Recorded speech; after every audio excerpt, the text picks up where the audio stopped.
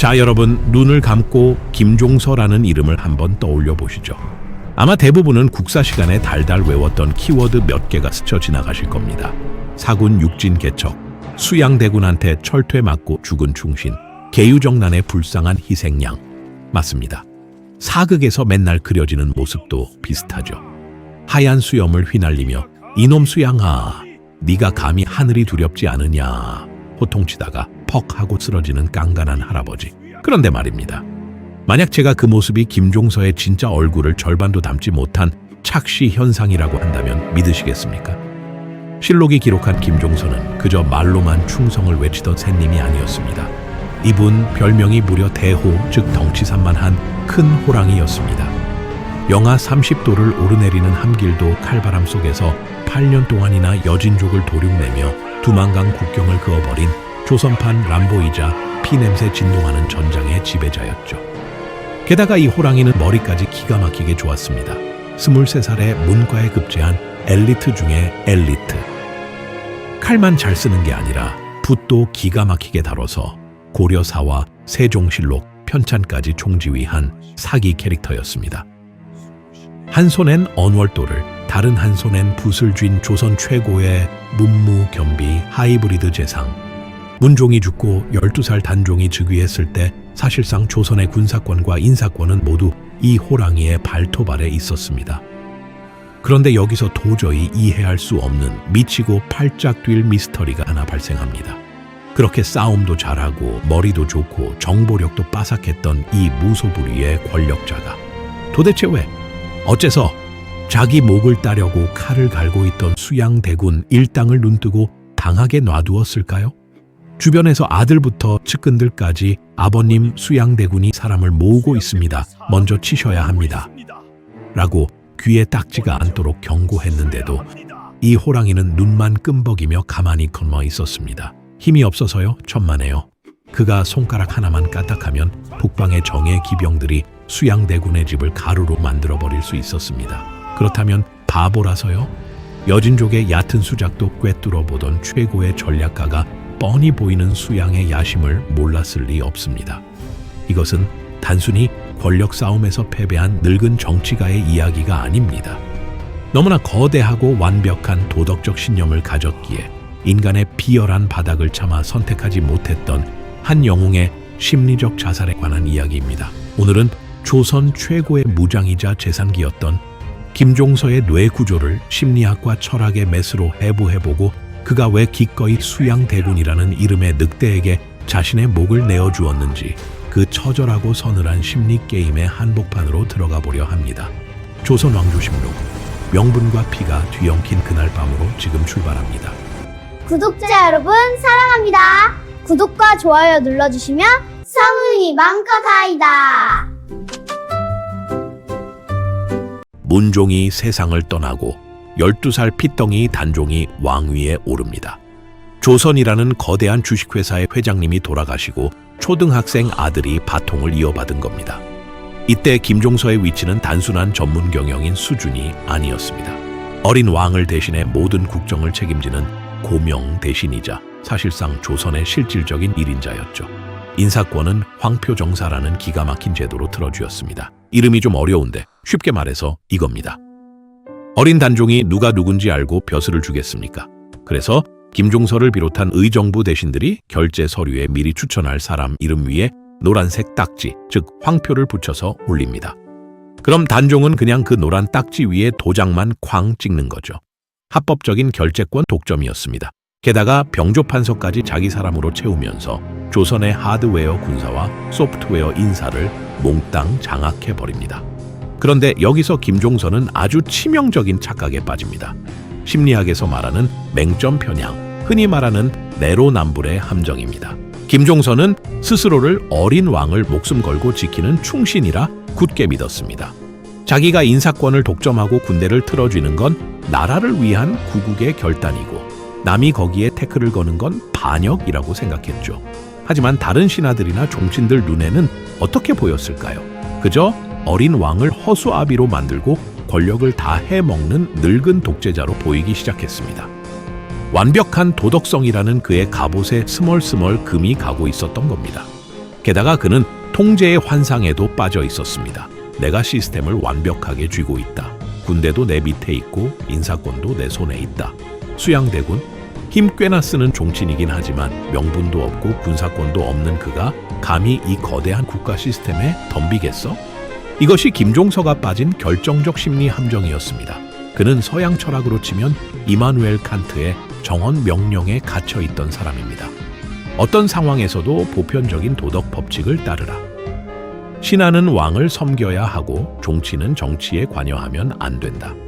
이것이 김종서가 믿는 조선의 완벽한 룰이었습니다. 아버님! 수양대군 저택에 매일같이 이름 모를 무례배들과 무사들이 수십 명씩 드나든다 하옵니다. 게다가 안평대군마저 사병을 키우고 있습니다. 아버님, 먼저 손을 쓰셔야 합니다. 지금 치지 않으면 우리가 당합니다. 시끄럽다. 호들갑 떨지 말거라. 수양이 사람을 모은다 한들 나라의 군사가 모두 의정부의 통제 아래 있거늘 어찌 반역을 꿈꾸겠느냐. 게다가 그들은 선왕의 핏줄이다. 명분 없이 종친의 피를 먼저 묻히는 순간 이 아비가 반역자가 되는 것이다. 아버님! 저들이 칼을 빼는 날에는 명분이고 뭐고 다 소용없습니다. 물러가라. 신하는 신하의 도리를 지킬 뿐이다.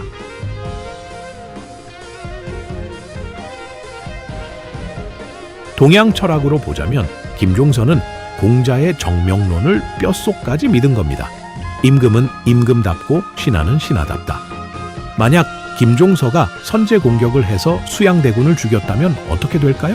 물론 이겼을 겁니다. 수양은 군사력이 턱없이 부족했으니까요. 하지만 그 순간 김종서는 왕의 숙부를 죽인 권신, 즉 역적이 되어버립니다. 아무리 정당 방위라고 우겨도 유교 국가 조선에서 신하가 왕족의 피를 먼저 보는 건 도덕적 자살 행위였습니다. 김종서는 20년을 충신으로 살았습니다. 그 완벽한 충신의 이력서에 자기 살겠다고 먼저 칼을 빼드는 오점을 남기고 싶지 않았던 겁니다. 내가 먼저 치면 나는 역적이다. 이 거대한 도덕적 강박과 내로남불의 시선이 북방의 호랑이 김종서의 날카로운 발톱을 스스로 뽑아버리게 만들었습니다. 자, 늙은 호랑이가 명분이라는 감옥에 갇혀 옴짝달싹 못하고 있을 때 우리의 늑대 수양대군은 밖에서 무엇을 하고 있었을까요? 수양대군은 그야말로 조선 역사상 최고의 메소드 연기자였습니다. 그는 김종서라는 벽이 얼마나 거대하고 견고한지 본능적으로 알았습니다. 정면 돌파, 100% 박살 난다는 걸 뼈저리게 알았죠. 그래서 그가 택한 전략은 철저한 광대 노릇과 위장 평화였습니다. 수양대군은 툭하면 김종서를 찾아가 굽신거렸습니다. 아이고, 좌상대감, 제가 무슨 권력 욕심이 있겠습니까? 대감께서 우리 왕실을 잘 이끌어 주시니 그저 감사할 따름입니다. 심지어 김종서가 외출할 때면 버선발로 마중을 나가 두 손을 덥석 잡으며 꼬리를 흔들었습니다. 겉으로는 헤헤 웃으면서 뒤로는 한명회라는 희대의 책사와 함께 호랑이의 목에 방울을 목을 쳐버릴 살생부를 치밀하게 작성하고 있었죠. 카를 융의 분석 심리학에 따르면 인간은 사회적 가면인 페르소나를 쓰고 살아갑니다. 수양대군은 자신의 끔찍하고 거대한 권력욕이라는 그림자를 완벽하게 숨기기 위해 야심 없고 실없는 술주정뱅이 종친이라는 페르소나를 뒤집어 쓴 겁니다. 명나라 사신 자리를 자청해서 수개월 동안 험난한 북경 사행기를 다녀온 것도 나 이렇게 정치에 관심 없어 그냥 바람이나 쐬고 올래 하고 조정 대신들을 안심시키기 위한 고도의 연막 작전이었죠. 그리고 드디어 운명의 1453년 10월 10일 밤 수양대군은 마침내 거사를 결행합니다. 수천 명의 군사를 동원한 전면전이 아니라 철저하게 계산된 암살을 택하죠. 그는 종 하나만 달랑 데리고 갑옷 위에 관복을 대충 걸쳐 입은 채 김종서의 집으로 향합니다. 수양대군께서 이 야심한 시각에 어인 일이시오. 저 대감, 제가 급히 궐에서 오는 길인데 오다가 그만 관모의 삼오뿔 한쪽을 떨어뜨리지 않았습니까? 대감의 집에 남는 삼오뿔이 있으면 하나만 빌려주시면 안 되겠습니까? 꼴이 참 우습게 되었습니다. 대군의 채통이 말이 아니구려. 승규야, 안에 들어가 대군께 사모뿔을 하나 내어다 드려라. 예, 아버님. 대감, 실은 전하께서 대감께 전하라 하신 밀서이옵니다. 워낙 위중한 사안이라 제가 직접 가져왔습니다. 전하의 밀서라니요?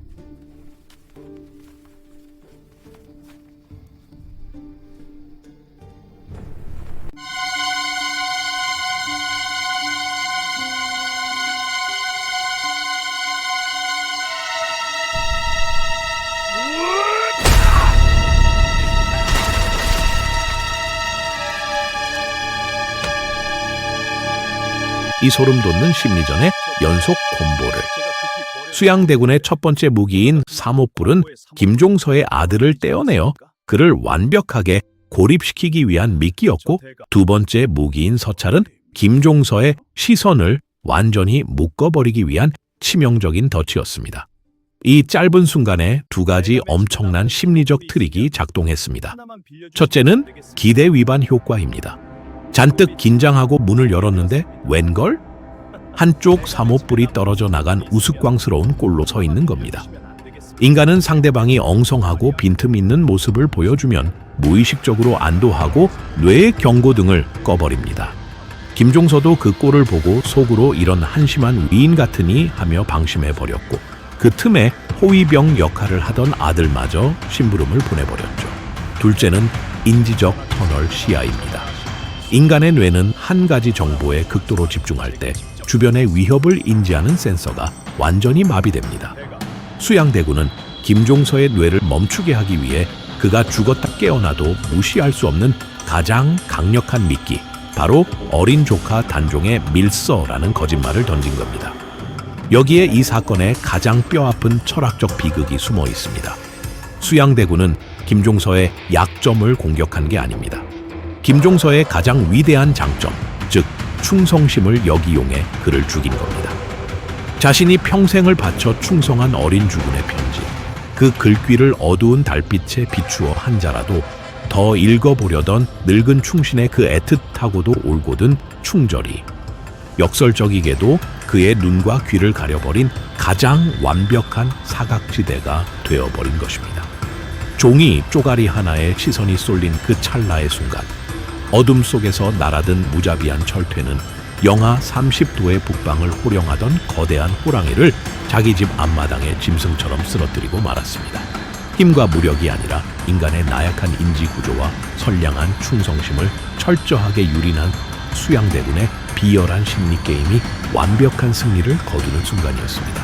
한편 시간을 좀 더 거슬러 올라가서 김종서가 의정부라는 화려한 궁궐에서 엘리트들과 명분을 논하고 있을 때 맨 밑바닥 진흙탕에서는 아주 위험한 화학 반응이 일어나고 있었습니다.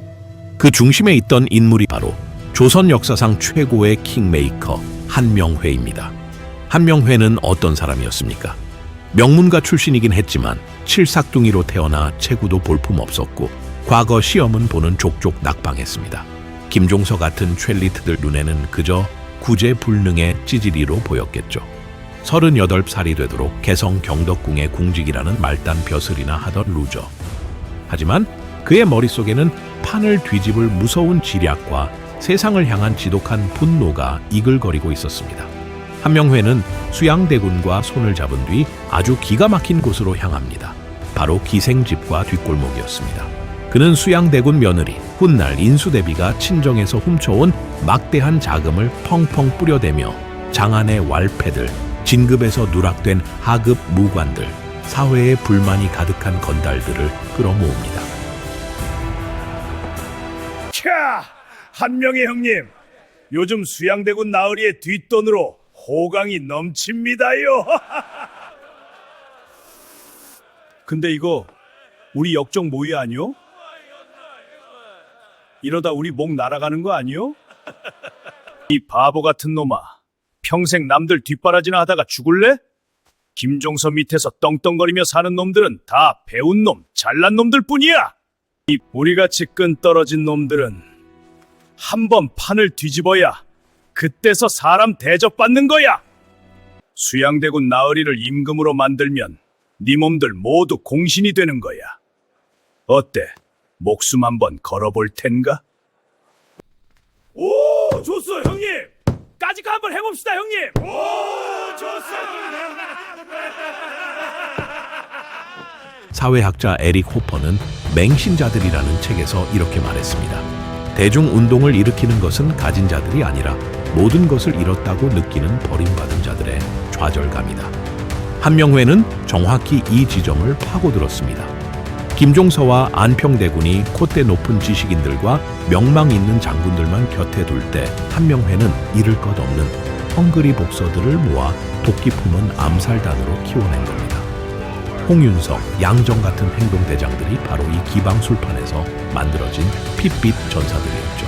김종서는 이 어중이떠중이들의 모임을 알고도 호웃음을 쳤습니다. 저런 시정작배들이 모여서 무얼 하겠는가. 이것이 엘리트가 가지는 치명적인 오만함, 즉 인지적 편향입니다. 자신과 같은 엘리트만이 역사를 바꿀 수 있다고 믿었지만 역사의 판을 뒤엎은 건 언제나 밑바닥에서 피 냄새를 맡고 달려드는 줄인 늑대들이라는 사실을 간과한 것이죠. 한명회가 기방에서 몰래 써내려간 살생부에는 김종서의 오만함이 만들어낸 피의 명세서가 담겨 있었습니다. 자, 다시 그 운명의 밤으로 돌아가 보겠습니다. 수양대군이 문 앞에 찾아왔다는 전가를 받았을 때 김종서는 정말 멍청하게 아무것도 몰랐을까요? 수많은 역사 덕후들과 학자들은 말합니다. 김종서는 알고 있었다고. 야사에 따르면 그날 낮부터 궐 안팎의 분위기가 심상치 않았고 북방의 호랑이였던 그가 그 살기를 느끼지 못했을 리 없다는 겁니다. 그가 문을 열기 전 집안의 노비들이나 호위 무사들에게 무기를 들고 대비하라고 명할 시간은 충분했습니다. 그런데도 그는 맨몸에 관복만 입고 나갔습니다. 이것은 패배가 아니라 선택이었습니다. 하지만 오해하시면 안 됩니다. 김종서가 그냥 손 놓고 하늘만 바라본 건 아닙니다. 나름의 정치적 꼼수를 부리긴 했죠. 바로 수양대군의 친동생인 안평대군을 자기 편으로 끌어들여 방패막이로 세운 겁니다. 종친은 종친으로 막는다는 나름 그럴싸한 EJ 전략이었죠. 그런데 심리학적으로 보면 이건 70대 늙은 호랑이의 치명적인 현상 유지 편향이자 최악의 외주화 실패였습니다. 자기가 직접 피를 묻히기는 피곤하고 명분도 상하니까 안평대군이라는 우아한 바둑돌을 내세워 대리전을 시킨 겁니다. 문제는 그 대리전을 맡은 안평대군이 붓글씨 명필에 시나 지을 줄 알지. 피 튀기는 권력투쟁에는 젬병인 온실속 화초였다는 거죠. 굶주린 늑대를 잡아야 할 사냥터에 살찐 비단뱀 한 마리를 대충 풀어놓은 셈이었습니다. 결국 안평대군은 아무짝에도 쓸모가 없었죠. 프랑스의 철학자 한나 아렌트는 악의 평범성을 이야기하며 사유하지 않는 것이 얼마나 큰 죄악인지 경고했습니다. 하지만 김종서의 경우는 반대입니다. 너무 깊이 사유했기에 도덕적 딜레마에 짓눌려 행동하지 못한 선한 자의 마비였습니다.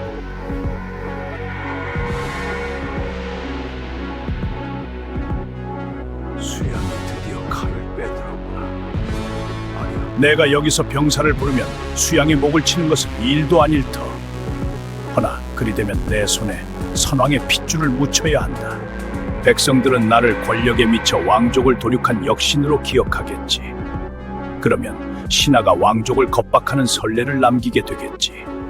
차라리 내 한몸 충신으로 죽어 역사의 명분을 남기는 것이 조선을 위한 길이 아닐까. 그렇습니다. 김종서는 마키아벨리의 군주론에 나오는 사자나 여우가 되지 못했습니다. 목적을 위해서는 수단과 방법을 가리지 말아야 한다는 서양의 실용주의적 정치가가 아니라 목숨을 버릴지언정 대의 명분을 잃을 수 없다는 동양의 꼿꼿한 선비로 남기를 택한 겁니다. 하지만 여러분, 정치에서 아무것도 선택하지 않는 것은 결국 최악의 결과를 선택하는 것과 같습니다. 김종서가 도덕적 결백을 지키기 위해 죽음을 받아들인 그 순간, 그가 그토록 지키고자 했던 어린 단종은 호랑이 울타리가 사라진 정글에 홀로 버려졌습니다. 나 혼자 깨끗한 충신으로 죽으면 뭐 합니까? 남겨진 주군이 늑대들에게 갈기갈기 찢겨 죽게 생겼는데 말이죠. 만약 김종서가 도덕적 결벽증을 버리고 오물을 뒤집었을 각오로 수양대군을 쳐냈다면 어땠을까요? 당대는 그를 욕했을지라도 단종은 살아남았을 것이고 수많은 충신들의 억울한 피는 흘리지 않았을 겁니다.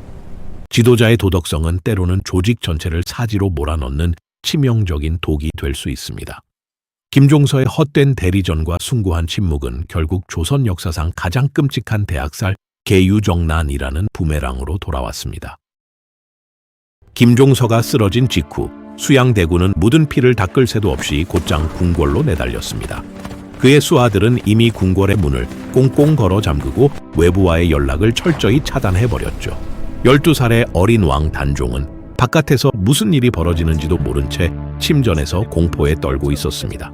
수양대군은 단종 앞에 나아가 엎드립니다.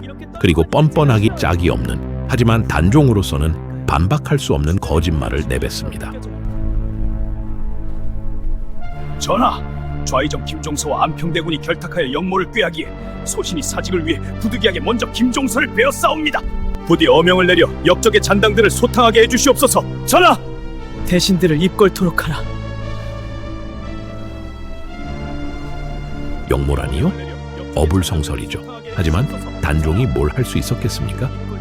자신을 지켜주던 가장 큰 방패가 부서졌고 궁궐은 피 묻은 칼을 든 삼촌의 군사들로 포위되었습니다. 단종은 덜덜 떨며 어명을 내립니다. 대신들을 입걸토록 하라. 이 순간부터 궁궐은 도살장으로 변합니다. 어명을 받고 영문도 모른 채 한밤중에 입궐한 조정의 대신들. 궐문에 들어서는 순간 한명회가 들고 있던 살생부에 의해 운명이 갈립니다.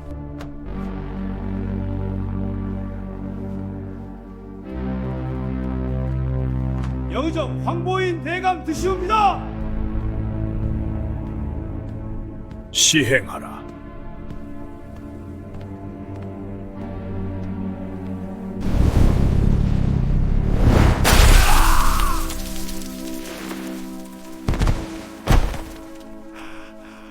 시행하라는 짧은 명령 한마디. 김종서와 뜻을 같이 했던 대신들, 수양대군에게 걸림돌이 될 만한 충신들이 궐문을 넘는 족족 무참히 도륙당했습니다. 조선의 두뇌 역할을 하던 최고의 엘리트들이 한밤중에 벌어진 기습 테러에 속수무책으로 당한 겁니다. 이 참혹한 살육의 밤, 수양대군의 동생 안평대군 역시 영문도 모른 차에 입궐했다가 역적으로 몰려 유배를 가고 맙니다. 명분? 수양대군에게 명분이란 그저 힘 있는 자가 입맛대로 써먹는 포장지에 불과했습니다. 프리드리히 니체는 권력의 의지를 인간의 가장 본질적인 충동으로 보았습니다. 수양대군은 도덕과 윤리라는 허울을 벗어던지고 철저하게 힘과 공포를 통해 권력을 쟁취하는 초인적인, 그러나 가장 잔혹한 방식을 택한 것입니다. 김종서가 지키려 했던 유교적 이상국가는 수양대군의 피 묻은 철퇴 앞에서 산산조각이 났습니다. 공자의 말씀은 몽둥이 앞에 무력했고 맹자의 도덕은 서늘한 칼날 앞에서 맥을 추지 못했습니다. 그런데 여기서 기가 막힌 반전이 하나 일어납니다. 철퇴를 맞고 죽은 줄 알았던 김종서가 기적적으로 정신을 차린 겁니다. 아무리 나이가 70이 넘었어도 평생을 전쟁터에서 굴러먹던 대호의 생명력은 상상을 초월했습니다. 그는 피투성이가 된 몸을 이끌고 둘째 아들의 부축을 받으며 궁궐을 향해 비틀비틀 걸음을 옮겼습니다. 살아야 한다. 전하를 뵙고 이 영모의 진실을 알려야 한다. 김종서가 살아있다는 소식이 수양대군 진영에 전해지자 수양 일당은 그야말로 패닉에 빠집니다. 아무리 대신들을 죽이고 궁궐을 장악했어도 김종서가 살아서 군사들을 불러 모으는 순간 전세는 단숨에 역전될 것이 뻔했으니까요. 뭐라? 김종서가 살아있다고? 그 늙은이가 어찌 그 철퇴를 맞고도 살아있단 말이냐? 대군 나으리, 당장 온 도성을 이 잡듯이 뒤져서라도 찾아내 숨통을 끊어야 합니다. 지금 당장 온 도성을 이 잡듯이 뒤져서라도 김종서를 찾아내 숨통을 끊어버려라. 이 순간 김종서에게도 마지막 기회가 있었습니다. 당시 도성 안팎에는 여전히 그를 따르는 군사들이 있었고 그가 호소력 있게 병력을 규합했다면 수양대군을 충분히 제압할 수 있었습니다. 하지만 비극적이게도 운명의 여신은 끝내 김종서를 외면했습니다. 김종서는 숨을 헐떡이며 돈의 문, 즉 궁궐문으로 향했습니다. 그는 믿어 의심치 않았습니다. 자신이 지난 20년간 평생을 바쳐 구축해놓은 조선의 굳건한 시스템, 즉 궁궐과 군대, 그리고 법이 충신인 자신을 지켜줄 것이라고요. 하지만 막스 베버가 경고했던 관료제의 역설이 여기서 참혹하게 드러납니다. 관료제와 시스템이라는 것은 영혼이 없는 차가운 기계와 같습니다. 주인을 가리지 않죠. 수양대군이 한 발 앞서 궁궐을 장악하고 옥새를 쥔 순간 김종서가 피땀 흘려 만들었던 바로 그 거대한 시스템이 돌변해버린 겁니다. 돈의 문은 이미 굳게 닫혀 있었고 어제까지 김종서의 호령에 엎드리던 궐문 수비병들은 이제 수양대군의 명령을 받고 김종서를 역적으로 몰아 활시위를 겨누고 있었습니다. 자기가 만든 시스템에 자기가 짓밟히는 천재 관료의 가장 뼈 아픈 역설이었습니다. 결국 갈 곳을 잃은 김종서는 길모퉁이에 숨어 피를 토하며 절망했습니다. 자신이 그토록 굳게 믿었던 조선의 시스템이 하룻밤새에 자신을 배신하는 것을 두 눈으로 똑똑히 지켜봐야 했죠. 아침이 밝아올 무렵 수양대군의 살수양정의 칼날이 결국 그를 찾아냈습니다. 김종서를 찾았다! 그 외침과 함께 다가온 서늘한 칼날 앞에서 호랑이는 마침내 거친 숨을 거두었습니다. 그의 죽음은 단순한 패배가 아니었습니다. 명분과 도덕, 그리고 완벽한 시스템이 자신을 지켜줄 것이라 믿었던 한 순진한 이상주의자의 참담한 파멸이었죠. 죽은 김종서의 시신은 어떻게 되었을까요? 목이 잘려 저잣거리에 내걸리는 효수를 당했습니다. 야사에 따르면 거리의 노비들은 그의 머리에 침을 뱉었고 아이들은 충신의 머리를 장난감 삼아 걷어차고 놀았다고 합니다. 살아서는 조선 제1의 권력자였으나 죽어서는 자기가 만든 시스템에 버림받고 가장 비참한 역적의 몰골이 된 것입니다. 승자의 기록인 역사는 그렇게 잔인하고 냉혹했습니다. 호랑이를 쓰러뜨린 늑대 수양대군은 마침내 조카 단종을 몰아내고 조선의 제7대 왕 세조로 즉위합니다. 그 과정은 피의 연속이었습니다. 단종 보기를 꾀하던 사육신, 성삼문, 박팽년 등을 불에 달군 쇠로 지지며 거열형에 처했고 끝내는 자신의 친동생 안평대군과 금성대군, 심지어 어린 조카 단종에게까지 사약을 내려 죽였습니다. 도덕과 인륜의 관점에서 보면 그는 천인공노할 살인마이자 희대의 찬탈자입니다. 그런데 역사의 아이러니는 여기서 발생합니다. 독일의 역사가 러폴트 폰 랑케가 말했듯 역사는 도덕적 심판이 아니라 있는 그대로를 보여주는 것입니다. 세조가 왕위에 오른 후 조선은 어떻게 되었을까요? 놀랍게도 나라는 엄청나게 안정되었습니다. 흔들리던 왕권은 강력한 카리스마 아래 확고해졌고 국방은 튼튼해졌으며 세금 제도는 정비되었습니다. 조선의 법전인 경국대전의 편찬을 시작한 사람도 바로 세조입니다. 김종서가 살아있을 때 우려했던 신하들이 분열되어 다투는 혼란은 세조의 철권 통치 아래 완벽하게 짓눌렸습니다. 이후 조선은 200년 가까이 평화를 유지하는 기틀을 마련하게 되죠. 마키아벨리는 군주에게 사랑받기보다는 두려움의 대상이 되어라 라고 조언했습니다. 세조는 정확히 그 길을 걸었습니다. 백성과 신하들에게 공포를 심어주어 반항할 엄두를 내지 못하게 만들었고 그 통제력 위에서 국가 시스템을 효율적으로 굴렸습니다. 우리는 여기서 깊은 혼란에 빠집니다. 도덕을 지켰으나 나라를 혼란의 구렁텅이로 빠뜨린 충신 김종서, 도덕을 짓밟고 피를 흘렸으나 국가를 안정시킨 역적 수양대군 세조, 누가 옳았습니까?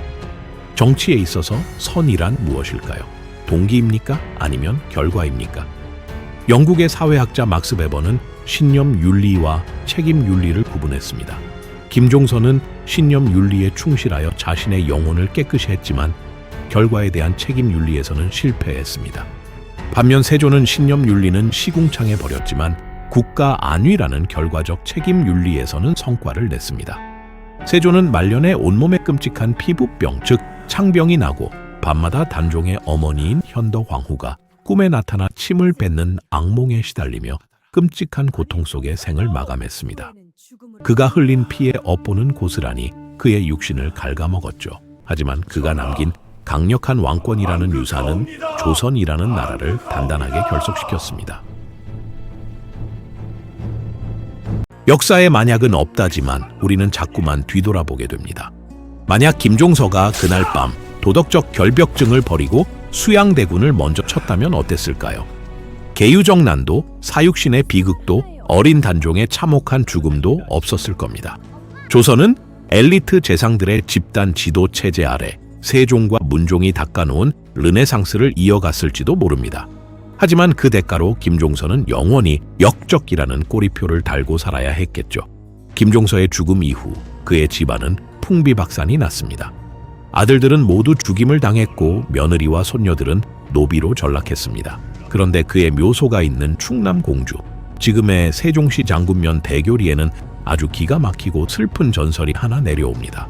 계유정난의 그 참혹한 밤, 김종서가 그토록 아끼고 타던 충마가 하나 있었습니다. 주인이 피투성이가 되어 쓰러지자 이 말은 참어 그 자리를 떠나지 못했습니다.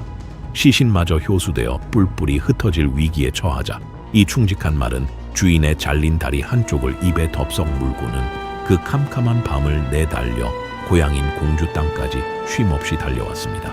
그리고 그 다리를 내려놓은 직후 말도 기진맥진하여 그 자리에서 숨을 거두고 말았다고 합니다. 마을 사람들은 주인의 다리를 물고 온 말에 갸륵한 충성심에 눈물을 흘리며 그 다리 하나를 거두어 무덤을 만들어 주었습니다. 그래서 그 마을 이름이 한동안 한다리, 한쪽 다리로 불리다가 오늘날 대교리가 되었다는 슬프고도 기막힌 사연입니다. 짐승인 말조차 주인을 위해 목숨을 바쳐 충성을 다했는데 인간인 수양대군은 권력을 위해 혈육을 갈기갈기 찢었으니 이 얼마나 아이러니한 역사의 대비입니까? 300년의 긴 세월이 흐른 뒤 조선 후기 영조 임금 때에 이르러서야 김종서는 마침내 역적의 오명을 벗고 춘기공이라는 시호를 받으며 만고의 충신으로 부활합니다. 그의 묘비에는 조선 좌의정 절제 김선생 종서 지묘라는 자랑스러운 글귀가 새겨졌죠. 역사는 끝내 승자의 편이 아니라 도덕을 지켜낸 패자의 손을 들어주었습니다. 하지만 300년 늦게 찾아온 명예가 그날 밤 호랑이가 삼켜야 했던 피눈물을 다 닦아줄 수 있었을까요? 이야기를 마치며 우리는 김종서라는 북방의 대호를 통해 묵직한 철학적 질문을 하나 마주하게 됩니다. 우리가 흔히 올바름이라고 믿는 완벽한 명분과 도덕이 현실이라는 진흙탕 속에서도 늘 정답일 수 있는가? 맹자는 인간의 선함을 믿으며 인의로 나라를 다스려야 한다고 했습니다. 반면 한비자는 인간은 이익에 따라 움직이는 이기적인 존재이므로 법과 술수로 엄격히 통제해야 한다고 했죠. 김종서는 철저한 맹자의 제자였습니다. 자신이 인의를 지키고 명분을 쥐고 있으면 감히 누구도 사악한 짓을 저지르지 못할 거라는 순진한, 아니 지나치게 고결한 오만함이 그를 지배했습니다. 그는 정치를 도덕의 장으로 보았습니다. 하지만 현실 정치, 나아가 우리가 살아가는 사회는 도덕 교과서가 아니라 짐승들이 득실거리는 정글에 가깝습니다. 완벽한 결백을 지키기 위해 손에 피를 묻히지 않으려는 태도는 때로는 최악의 악당에게 밥상을 차려주는 꼴이 됩니다. 독일의 사회학자 막스 베버는 정치가의 영혼은 악마적 힘과 계약을 맺어야 한다고 경고했습니다. 대의를 지키기 위해서는 때로 자신의 손을 더럽히는 오물 속으로 기꺼이 뛰어들 줄 아는 그런 뻔뻔함과 타협의 지혜가 필요하다는 것이죠. 현대를 살아가는 우리도 마찬가지입니다. 회사에서, 사업에서, 인간관계에서 우리는 종종 김종서와 같은 딜레마에 빠집니다. 내가 옳은 길을 가고 있으니 원칙대로만 하면 다 잘 될 거야. 저 비열하게 반칙을 쓰는 인간이랑 똑같이 진흙탕에서 구를 순 없지. 하지만 그렇게 원칙만 고수하다가 비열한 수양대군 같은 경쟁자에게 내 모든 것을 빼앗기고 나면 그때 지켜낸 나의 고결함이 도대체 무슨 소용이 있겠습니까? 김종서는 위대했습니다. 하지만 그는 지혜보다는 명분에 취해 있었습니다. 너무 맑은 물에는 고기가 살지 못하고 너무 꼿꼿한 나무는 비바람에 가장 먼저 부러집니다. 때로는 나를 지키고 내 소중한 사람을 지키기 위해 융통성 있게 굽힐 줄도 알고 때로는 나쁜 놈보다 더 독하게 선빵을 날릴 줄도 아는 현실 감각. 그것이 바로 500년 전 차가운 철퇴를 맞고 쓰러진 대호 김종서가 우리에게 남긴 서늘하고도 뼈아픈 교훈 아닐까요? 선의의 침묵은 악을 키우고 손에 피를 묻히지 않으려는 완벽주의는 결국 피의 학살을 불러옵니다. 여러분의 신념은 현실의 늑대들을 상대할 만큼 유연하고 강인하신가요? 조선 왕조심록. 오늘은 완벽해서 무너져버린 늙은 호랑이 김종서의 쓸쓸한 마음을 읽어봤습니다. 명분이라는 이름의 감옥에 갇혀 정작 곁에 있는 소중한 것들을 잃어버리는 우를 범하지 않으시길 바랍니다. 다음 시간에도 더욱 깊고 오싹한 인간의 마음을 들고 찾아오겠습니다. 감사합니다.